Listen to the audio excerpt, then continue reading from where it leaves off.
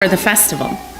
When the festival was ended and they started to return, the boy Jesus stayed behind in Jerusalem, but his parents did not know it. Assuming that he was in the group of travelers, they went a day's journey. Then they started to look for Jesus among their relatives and friends. When they did not find him, Mary and Joseph returned to Jerusalem to search for Jesus. After 3 days, they found him in the temple, sitting among the teachers, listening to them and asking them questions. And all who heard him were amazed at Jesus' understanding and his answers. When his parents saw him, they were astonished, and his mother said to Jesus, "Child, why have you treated us like this? Look, your father and I have been searching for you in great anxiety." Jesus said to them, "Why were you searching for me? Did you not know that I must be in my Father's house?" But they did not understand what he said to them. Then he went down with them and came to Nazareth and was obedient to them. Jesus' mother treasured all these things in her heart, and Jesus increased in wisdom and in years and in divine and human favor. The Gospel of the Lord. Praise to you, Christ.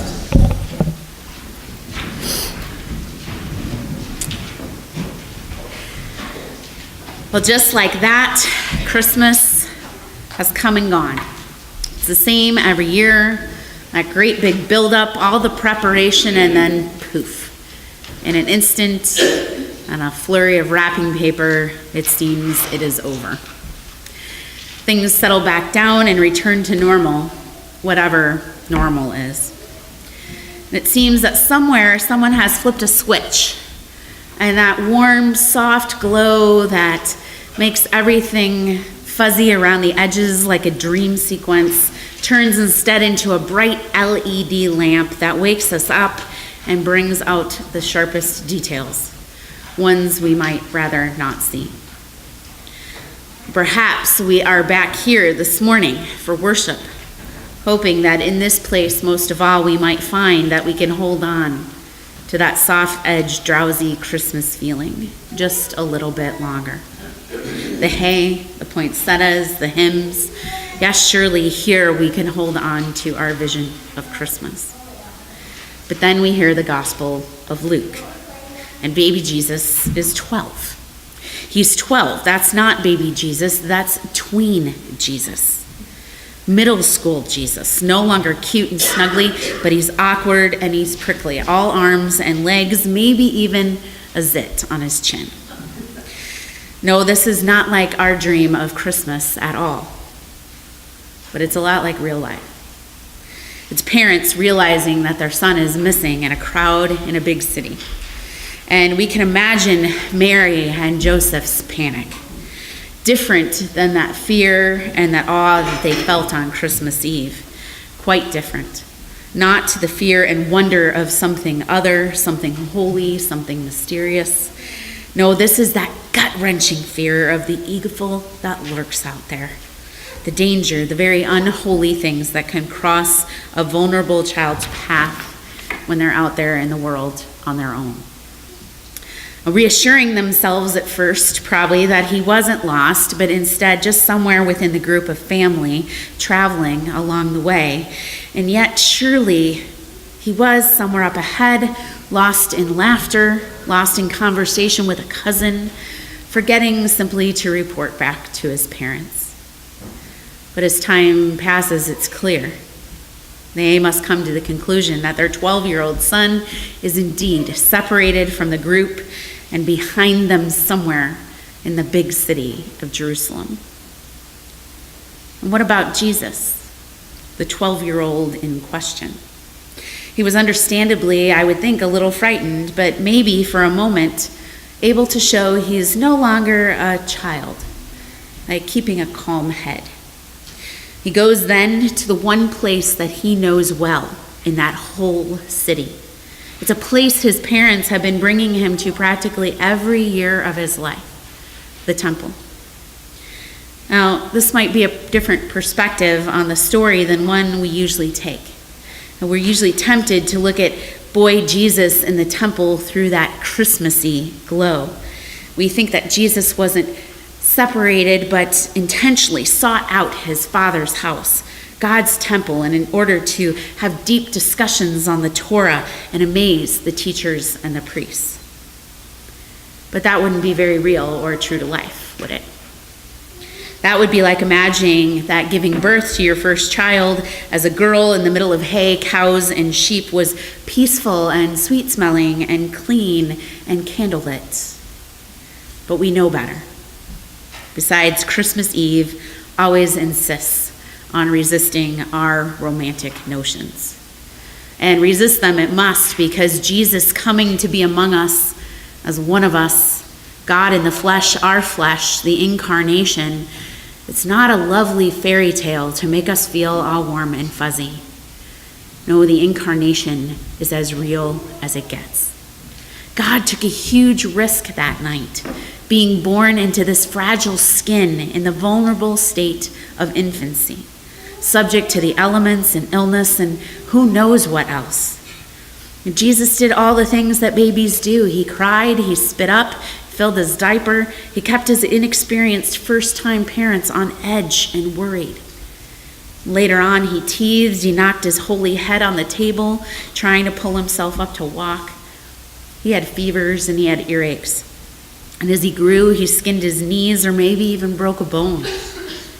And he stalled going to sleep at bedtime. And he fussed with his siblings over whose turn it was to do chores. So when we arrive at this moment in our story at 12 in Jerusalem, distracted by who knows what, Jesus looks around to find that the adult walking next to him in the herds of people is not his mother or father or even one of the family members with whom they traveled to observe the Passover. And so now what? Well, he finds the one landmark, the one place that he knows best in his young life in that big city. The place his parents, good observant Jews, have brought him to every year. And maybe, just maybe, the place that he hopes they will look for him when they realize he is gone. When we take our high school youth or middle school youth to different places, like the ELCA youth gathering in cities like New Orleans and Detroit, well, the adults are constantly doing head counts. Are they all here? Did anyone get separated? So when you're traveling on foot in large crowds, well, it can happen. And in case it does, then we have a predetermined meeting spot. We say, don't try to find the group.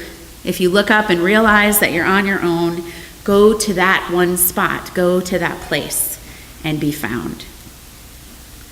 My mother is fond of telling a story of me as a wandering 4-year-old in a grocery store, who upon being separated from her found my way to the service desk and asked the woman to announce, would Trisha's lost mother please come to meet her at the desk? Makes sense, right? I knew where I was.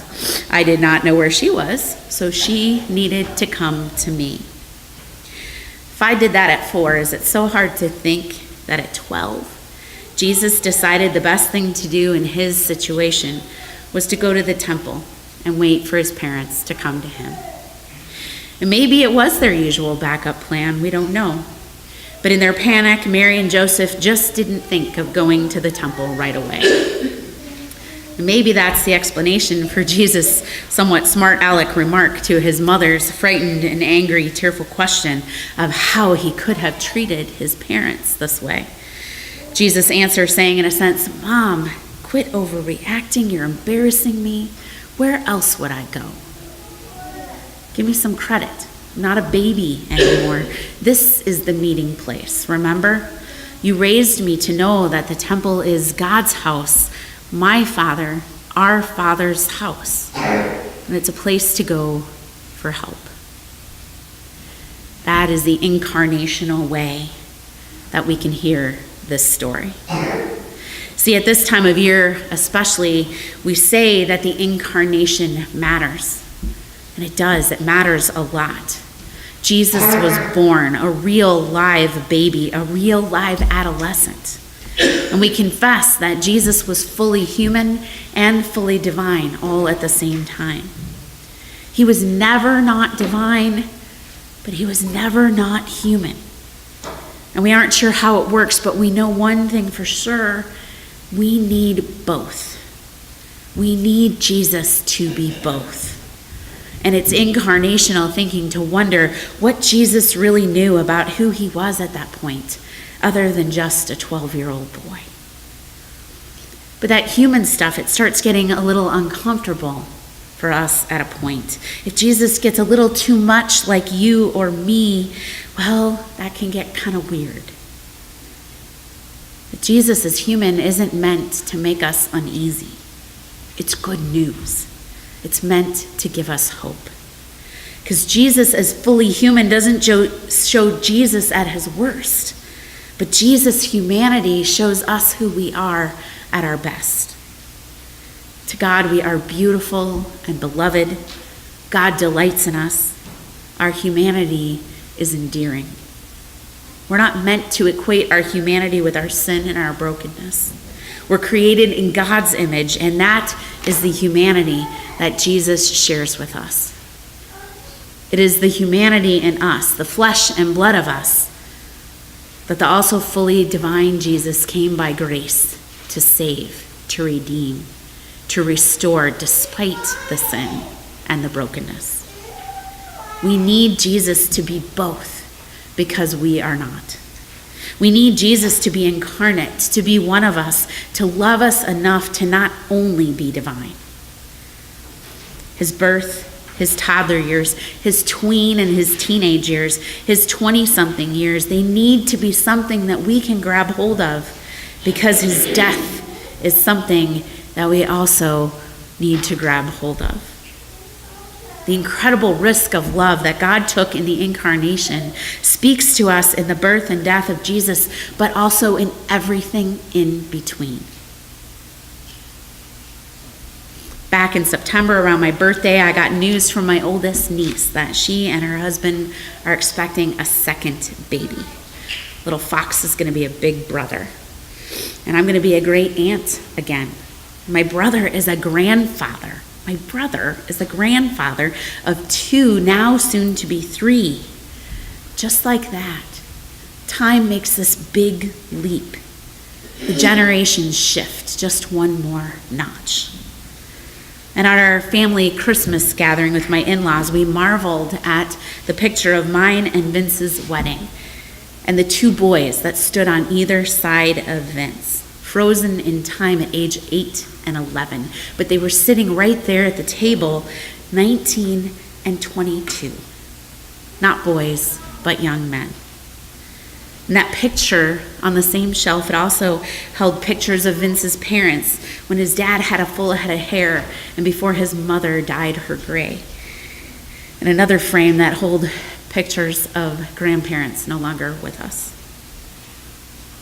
We've jumped today from baby Jesus to tween Jesus in just a few days. And it's no different really from how the passage of time is for life, for our lives. In real life, our life is exactly what God in Christ entered into. The fully divine becoming at the same time fully human, born, growing, maturing, learning, experiencing. This time of year we sing, "What Child Is This?" It's a Christmas song, but it reminds us that this baby is the same one who dies on the cross. Fully human and divine are just as inseparable as the manger and the cross are inseparable.